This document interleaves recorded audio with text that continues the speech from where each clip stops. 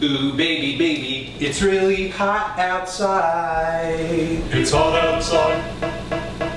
Hi everyone. Anthony Fantano here, internet's busiest music nerd. And it's time for a review.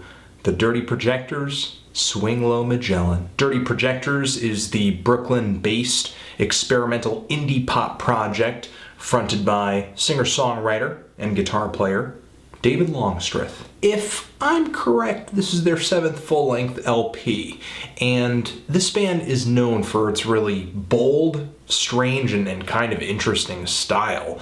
And fans, longtime fans of the band, can expect to hear a lot of that on this album. Well, maybe not a lot, maybe more like some, such as David Longstreth's very adventurous guitar melodies and his beautifully embellished chord progressions. There's just a lot of virtuosity in his guitar playing. If you love hearing technical and very beautiful, very refined guitar playing, definitely check out what he does. You can also expect to hear some very tight female vocal harmonies from Amber Kaufman and Angel Deradorian. Longstreth's vocals, too, have a very kind of unique quality to them. They're very strange, sometimes feeling very sour, too. You know, I could really go on because there are so many things that make Dirty Projectors so different from your average band, and really it kind of depends on what album you're listening to as well. But if there was a change in the overall formula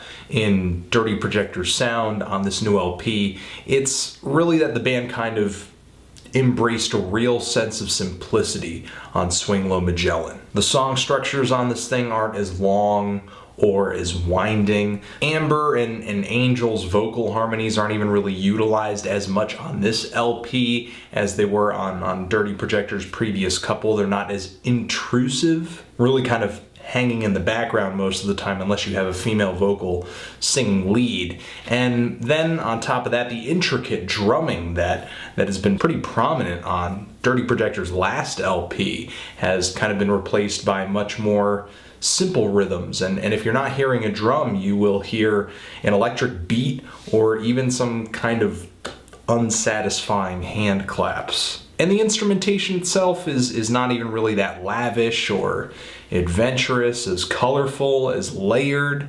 Even when something like a string section does manage to pop into a track, it's not really orchestrated with as much imagination as what's been put on previous Projectors LPs. I feel like the band with this album started on a very straightforward path, and when they came out on the other side, at the end of the path, all they had to show for it was a more toned down version of their usual sound. I don't think the band has gotten more accessible. I mean, yeah, sure, things are a little simpler, but David Longstreth's voice, the melodies he writes, the vocal harmonies between Amber and Angel, the strange grooves and time signatures, and Longstreth's very surreal lyrics are still going to be kind of a speed bump for people who have not heard of this band before. It's not like Swing Low Magellan has some kind of super catchy crossover pop appeal. I do think there are some great tracks on here, though. The track Impregnable Question is an amazing piano ballad, beautiful love song. The title track on here has a very warm, bare bones, kind of Velvet Underground quality to it. And the song The Gun Has No Trigger, the first single off of this LP, has this amazing climax to it on the chorus. And I think that song out of all of these on here has the most interesting and surreal lyrics. Actually, for the most part, I think the songs on this album are very good. It's that the Dirty Projectors don't really color them or flesh them out or detail them in the way a hardcore fan would expect. The production isn't even that good, too. The guitars can be, I guess, a little muddy sometimes. They don't really feel like they have any crunch, any push, especially when they get loud. That's when they get a little rough.